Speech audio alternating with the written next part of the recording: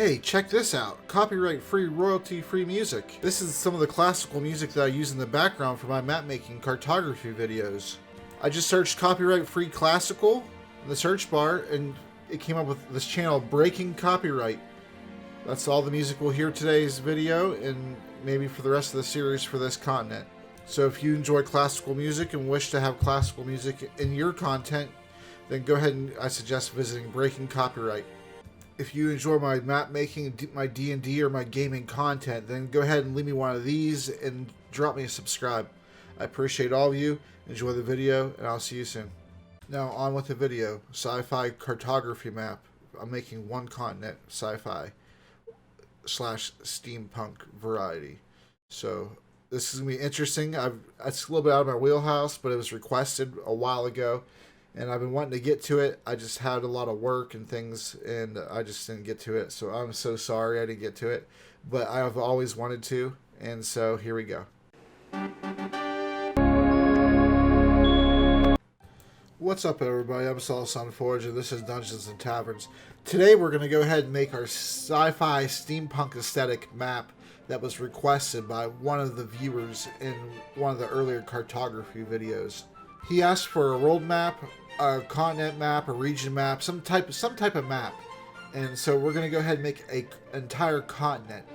Now, I kind of do want to take my time with this, because I may want to use this myself. Of course, you're free to use this map as well. That's why I'm making it. But I'm going to take my time with this, because I think it's something that I might be able to use at the end, in my next campaign perhaps. I'm not going to name the continent, because I'm going to leave that up to you. And any cities or things like that on the continent are going to be up to you. I'm just going to put the location markers, or possible location markers. You can feel free, of course, to add or subtract cities as you wish, or things like that. For landmarks and things, though, I will give suggestions, or it's basically what I'm going to name them when I play. And you can feel free to use those directly if you wish. But out of courtesy to those who aren't going to use my naming conventions, I'm going to leave it blank on the screen and just leave the landmarks and things like that. And you yourself can write over top of it. And then if you don't know how to, I'll show you how to import after you download the copy of this continent map, how to import it as a sticker into Incarnate. So this way you can add it to one of your existing maps already. If you have a almost done map, but you want to add another continent to it. And you can shrink and expand the size and things like that. Alright, so first what I do is I just go ahead and fill out the map with like a generic shape of some places I want the landmass to occupy. I do have it in my mind that I want to make islands. But where I place the islands isn't really key right now to the map, whereas the shape of the continent is. And so I want to draw out as much of the surface as I want, and then we're going to chisel away at it. Of course, this goofy shape isn't the shape of the continent. It's just the shape of the land I'm going to be chiseling from. I'm going to leave an area here on the map, either at the top here or at the bottom here, where it goes, assumedly connects to somewhere else. So this way your stamp, you could connect this continent to an existing continent if you want. If you have if you make a bridged continent yourself, and then add this stamp as a token, to that continent so it connects. Or you could just, obviously add it to your map and then just add ocean around it and things like that. So this way it shows that you can get around it. Because you can, obviously. This is just a continent map, not the entire world map. So the event that I'm going with, the catalyst that drives this entire continent, basically, is that there was a science lab, or depending on what type of world you have, obviously. If your world doesn't have a science lab, some type of experiment with alchemists or something like that. And it caused this laboratory or wherever was in a forest, okay, and something went wrong with the experiment, and it caused the forest to flash freeze. And the radius of this could be up to you. You can have the different zones where you get towards this center zone, the epicenter of where the flash freeze happened, and you can make the enemies, more and more vicious, or you can play up the cold more and more as the closer you get to this center epic zone.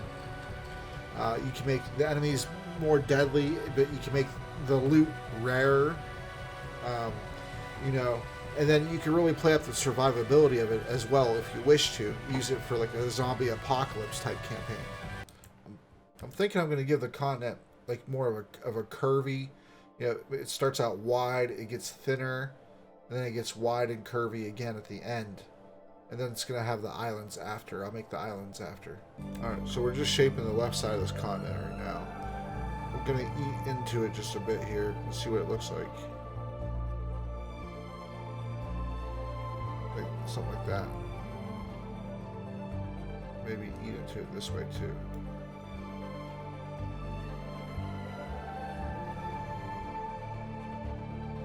Is that too much? Now I don't know if I like that hanging off. I think I'm going to cut that off.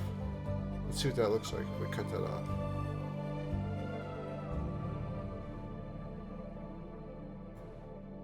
Something like that.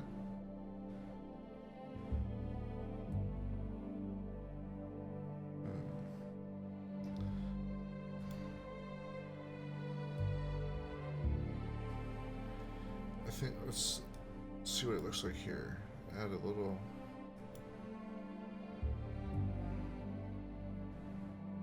piece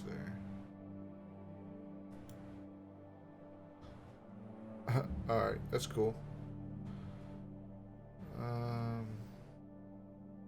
Alright, so maybe I should cut it a little bit in from over here. Or maybe should I extend it? Let's see here. Well, I really don't know which part of your map you're gonna place this continent. I'm going to give this continent varied weather for sure. It's going to have like all the biomes on one continent. Indeed, you of course could use this as a world map if you wanted to, because it's gonna be pretty extensive. But that's up to you. My worlds, are always very highly detailed. Like the campaign that they're in right now, they have only went through about 15-20% of one continent out of 5 continents in one world out of 5 worlds. So I'm not trying to brag. What I'm trying to say is that one of my continents would have enough stuff in it. If you wanted to use that for yourself for an entire campaign, just allow me to do the work for you. That's completely cool. Alright, so I ate in from the left and the right with the water here on the landmass, the portion that connects. But it's large enough that you can have any of your current existing landmasses connect to that portion perfectly fine. Provided that it doesn't look goofy, like it's not excessively smaller than that connection, because then that just doesn't make any sense. But larger, for sure, would work. Alright, so here's the shape I have so far. I'm going to go ahead and slim down this portion right here, and I'm going to move this area here that I termed Swamp of Morrows. I'm going to move it over here to the right slightly. Because like I said, I'm trying to have the fatter portion on this be over down here, and then the fatter portion on this right side be up here. So we need to slim down this portion, or else this will be the fattest portion. Alright, so let's see how much of this we want to slim down.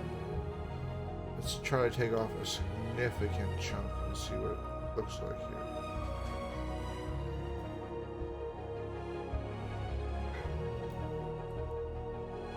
I need to shape it up a bit, but it should be okay.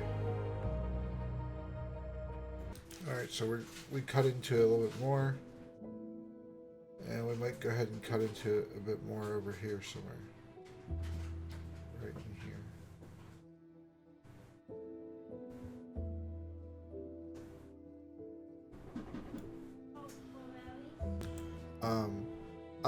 These islands also aren't staying here. This island is way too large to be an island. You know, most of my islands are going to be, you know, maybe half that size at the greatest. Although you could have one large island, have it be like a volcano island or something, and then have like a cult worshipping the volcano.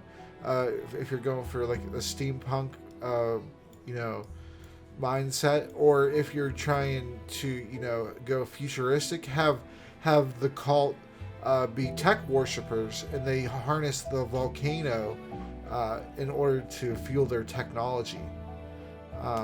Or people, you know, you could, even if you want to go prehistoric with it or something for your campaign, people live over there by the volcano in order to get heat and to properly grow crops and have the best soil to grow crops in, because of all the ash and things.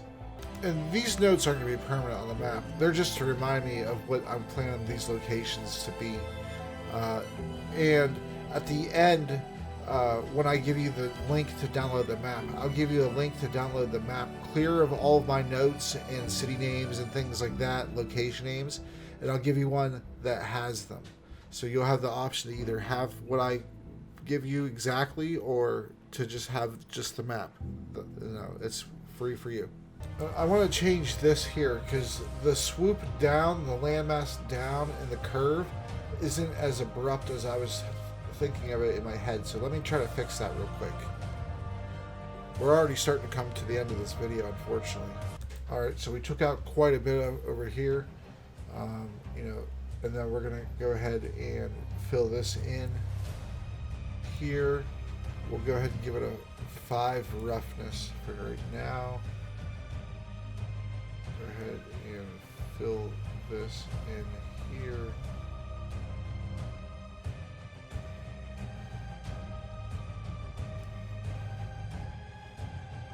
Of course, we're going to change the size of these connections.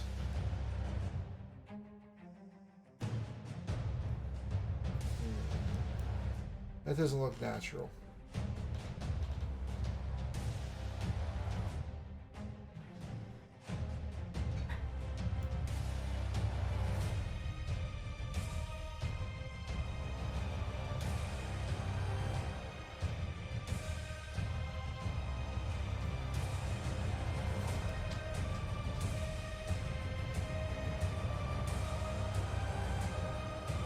Oh, that's a bit better.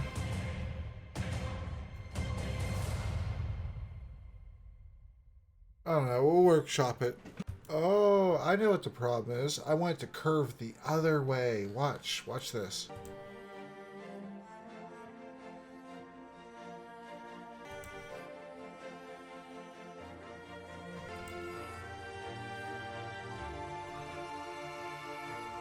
All right.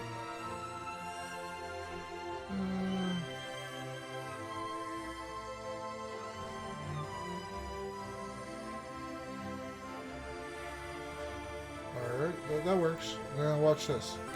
Remove the swamp over here temporarily, right here. There we go. That's pretty good. I obviously gotta reshape it, but yeah, I'm pretty happy with that. Need to make some of this a little bit wider. Extend it out a bit, maybe. There we go. Something like that, and just reshape it, have it angled down a bit.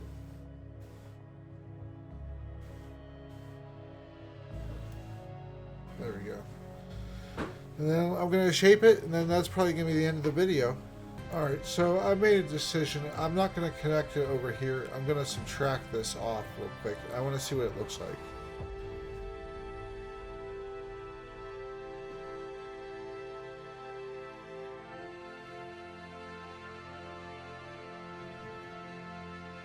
I'm going to connect it on one of the sides, the left or the right.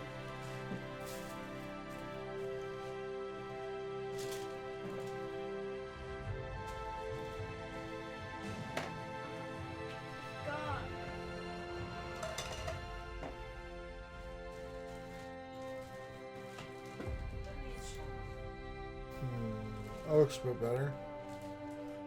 A bit better. I'm going to add some down here, and I'm going to broaden the shoulder over here, this right side, the left and right wing. This right wing here, I'm going to add a little bit to it and shape it up a bit, and then cut into this left one a bit. That's what I'm going to do for the rest of this video. I changed the font here to reflect more of what the world is going to be, instead of the fancy fonts that I usually use. I think I'm going to go ahead and clip off some of this width here to match this side here, since this is the fat area of the S. Alright, there we go, boom. There's the relative shape of what it's going to look like. I'm going to go ahead and keep readjusting the shape as I go, obviously, adding and subtracting here and there, but that's just generally about 80% of what the finished product is going to look like landmass wise in terms of the continent. Excuse me, in terms of the continent. So, yeah, that's the end of this video. Can't really fit anything else into this video, but next video we're going to go ahead and start filling out some of the features. And this continent is just going to be shaping out to feature quite packed environments. It's going to be pretty awesome, and there's going to be a lot of tension involved, I feel, if you use it in your campaign. Alright, so thanks for watching. I'll catch you next time, and make sure to keep these videos coming to you as quickly as I can. So thanks for watching. Don't forget to subscribe on your way out. See ya.